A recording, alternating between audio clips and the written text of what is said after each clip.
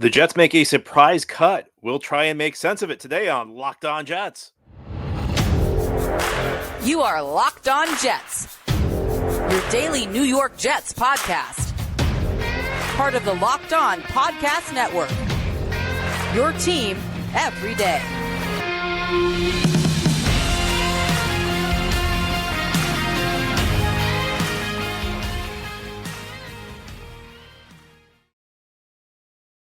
Welcome. This is the Locked On Jets podcast, part of the Locked On Podcast Network, your team every day. It's Wednesday, November 15th, 2023, and I'm your host, John B. from GanggreenNation.com. Thanking you so much for making the show your first listen or first watch every day. Subscribe to the show for free on YouTube or wherever you get your podcasts so you'll get new episodes as soon as they're posted. If you're listening on a podcast source and enjoy the show, please give it a 5-star review. And if you're watching on YouTube and enjoy the show, give this episode a big thumbs up. It helps us out and helps other Jets fans find the show. This episode of Locked On Jets is brought to you by LinkedIn. LinkedIn Jobs helps you find the qualified candidates you want to talk to faster. Post your job for free at linkedin.com/LockedOnNFL. That's linkedin.com/LockedOnNFL to post your job for free. Terms and conditions apply. Today we have our weekly mailbag show. Each Wednesday we try and do a mailbag with listener questions. Thanks to everybody who sent questions in. And we will begin with a question about the big news of Tuesday for the New York Jets. In case you missed it, the Jets cut former fourth-round pick Michael Carter, a guy who entered last season as the number one back on the team. Carter had been struggling really the last two seasons, and our question is about Carter. John, why did the Jets cut Michael Carter? There are lots of players who are underperforming on this offense. Are the Jets scapegoating Carter? What's going on here? I would not say that this is a case of Michael Carter being scapegoated. I think that whenever a player who's a relatively high-profile player is cut, it comes as a surprise. And I think there might be some skepticism. Are the Jets trying to send a message to players in the locker room that, this guy who has been pretty prominent for this team the last 3 years, if he can be cut, you can be cut? I mean, maybe a little bit, but I think this is just more a performance thing. I think back a couple of years ago, right before the start of the season, the Jets cut Bless Austin, who was a starting corner for them.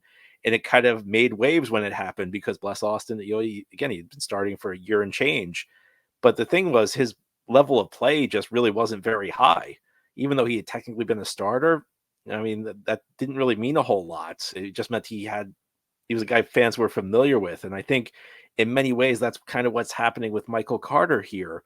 People recognize him, and he had a very solid rookie season back in 2021. He was a fourth-round pick. I remember the day the Jets got him in the fourth round, I thought it was a great pick. And through one season, it was looking that way.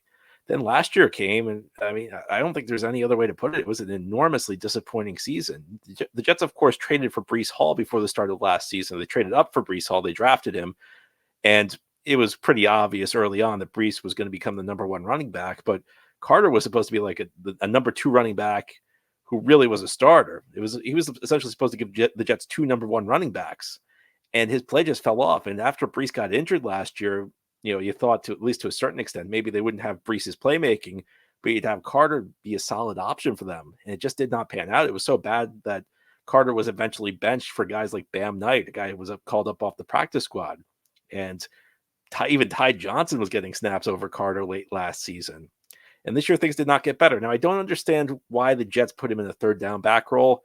He's not a great pass catcher. He's certainly not a great blocker. In fact, you wonder how much that penalty that Carter led to with a bad block in Sunday's loss to the Raiders had to do with this.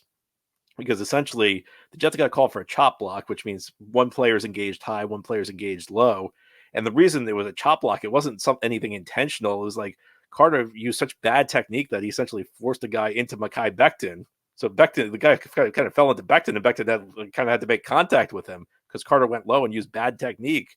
So I just think it's a performance thing. I mean, I was not convinced Carter was going to make the 53-man roster out of training camp. In fact, if you go back to the summer, we talked about it before the Jets signed Dalvin Cook, and there was some concern because the Jets had three young backs on this team, any of whom could be cut. Now, we knew Breece Hall was going to be on the team, but there were three other young backs. One was Carter, one was Izzy Abanikanda, one was Bam Knight. And Bam Knight was the one who got cut after the Jets signed Dalvin Cook. And I remember I said, there was a lot of trepidation. Are the Jets going to cut a good young back? And I said, you know what? The odds of all three of these guys being good backs, having long and successful careers, is not super high.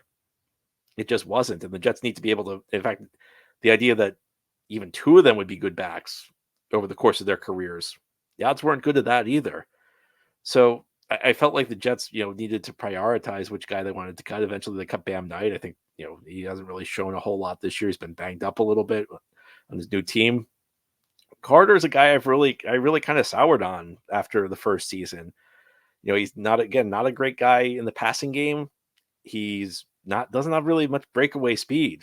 So I think Carter, as much as I hate to say it, because I really liked him that rookie year, I really liked it when the Jets drafted him out of North Carolina in the 4th round. He's just an ordinary back. The question is, will this play well in the locker room? Because there's some suggestions that Carter was a very popular teammate. You don't really know how that goes. I would say that, if you're in the NFL, you're a professional, that good guys who are good locker room guys get cut all the time. So I know Sauce Gardner put out a tweet. He was heartbroken over Carter being cut. I think that that's just something you hope guys understand. You hope that guys, can be professional about, that they can look past. But I think that it's just a move that doesn't really have the impact I think a lot of people believe it will. And Carter had fallen out of favor. Now, listen, I would rather Dalvin Cook go, because Dalvin Cook's shown you nothing this season. But I just think Carter was kind of a guy who was at the bottom of the roster, and that's why the Jets did it. And now maybe Izzy Abanikanda can step in and perform.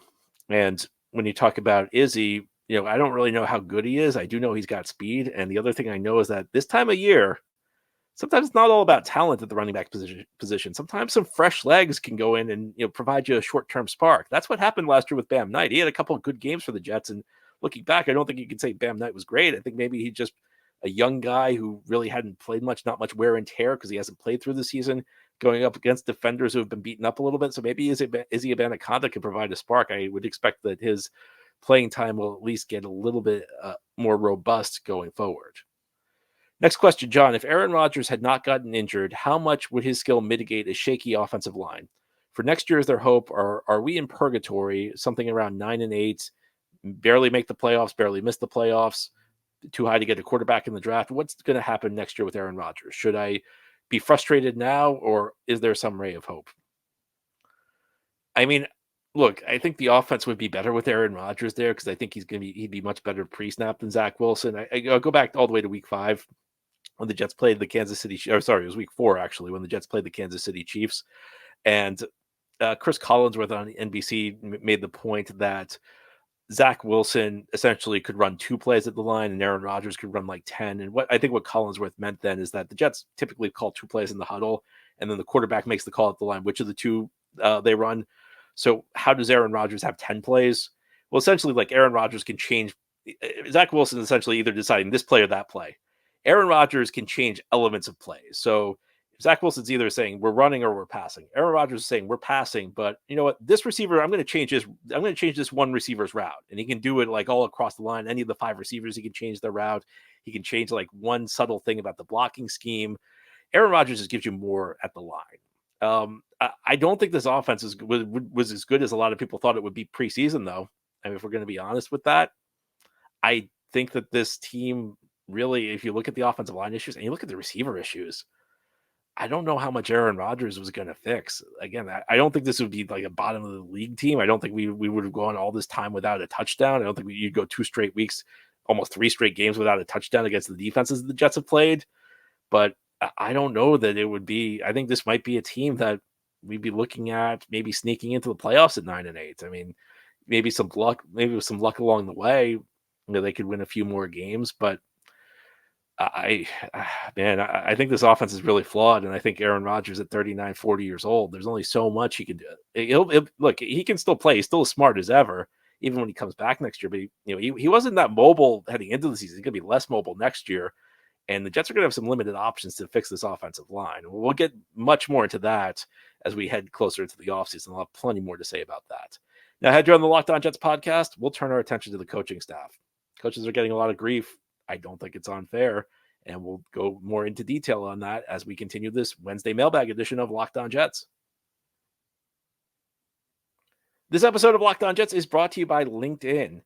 These days, every new hire can feel like a high stakes wager for your small business, and you want to be 100% certain that you have access to the best qualified candidates available. That's why you got to check out LinkedIn Jobs.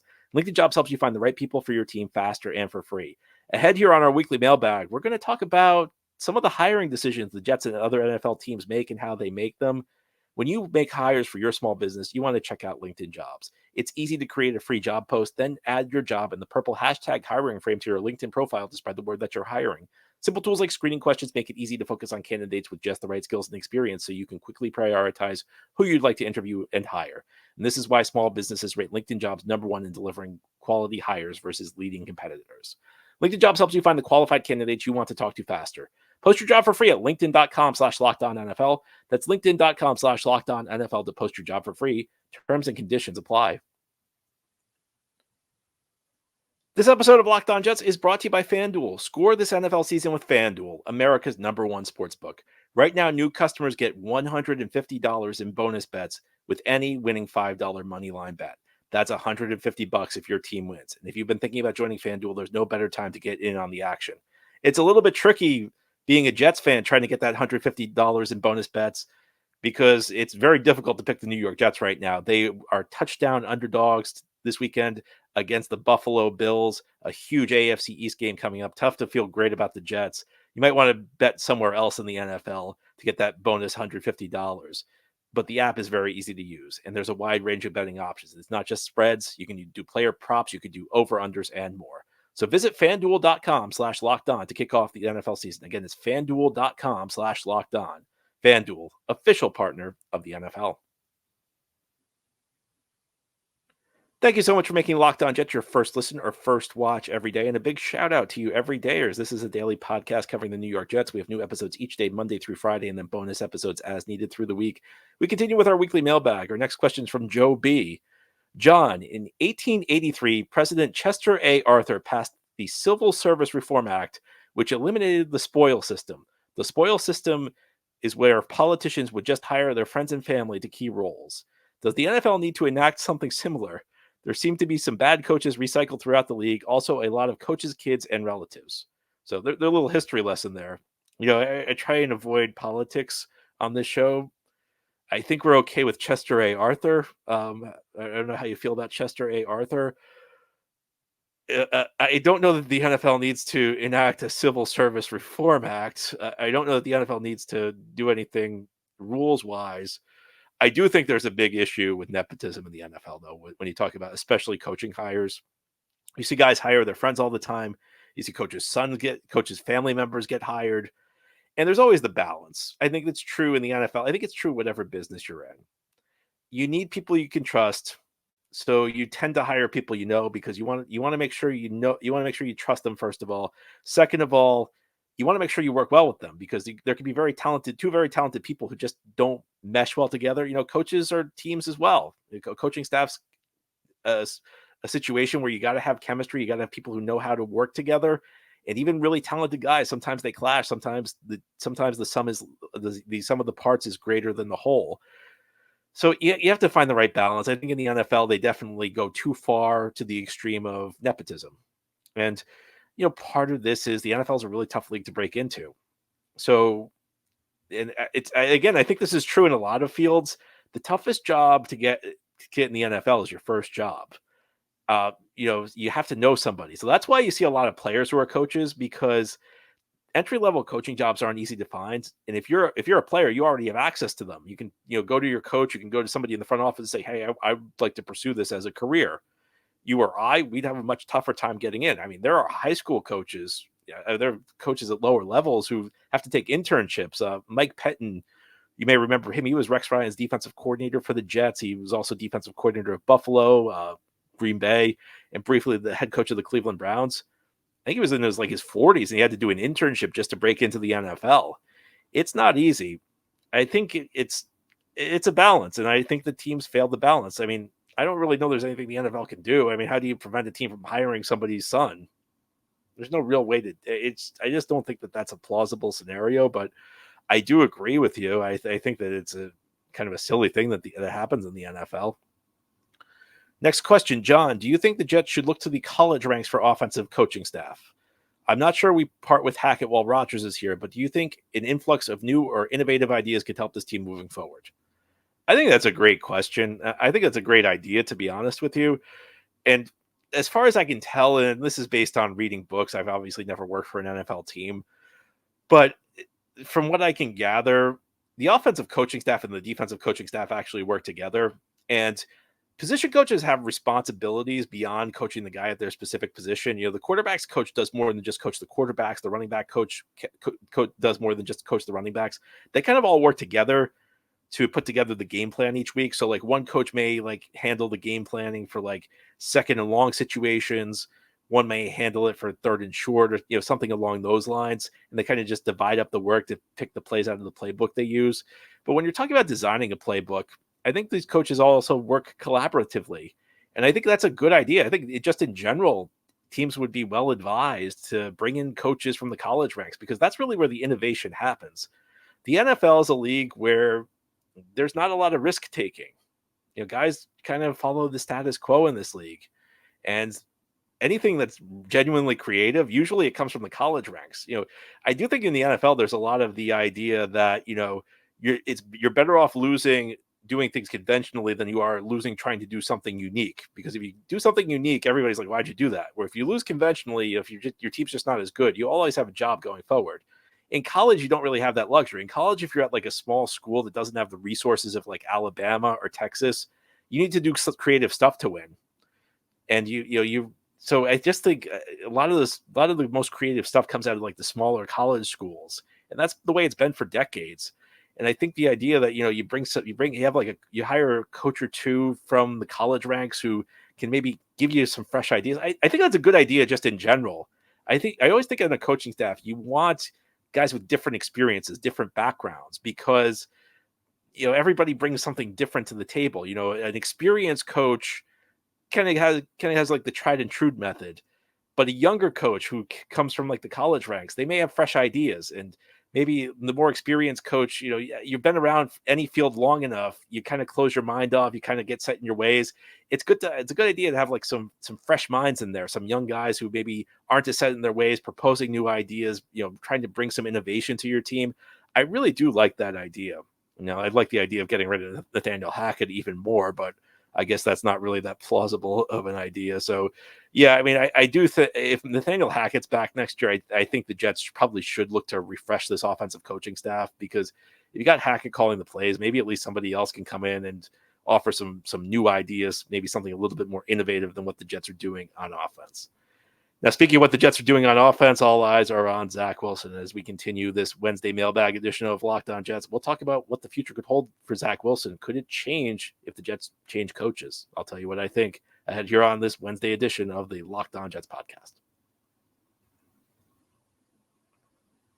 This episode is brought to you by PrizePicks. PrizePicks is the largest daily fantasy sports platform in North America. They're the easiest and most exciting way to play DFS. It's just you against the numbers. Instead of battling thousands of other players, including pros and sharks, you pick more or less than on 2 to 6 player stat projections and watch the winnings roll in. With the basketball season here, you can now pick combo projections across football and basketball from the Specials League. It's a league created specifically for combo projections that include 2 or more players from different sports or leagues. For example, LeBron James plus Travis Kelce at a 10.5 combo of 3-pointers made and receptions. How exciting is that? I mean, that's just really unique.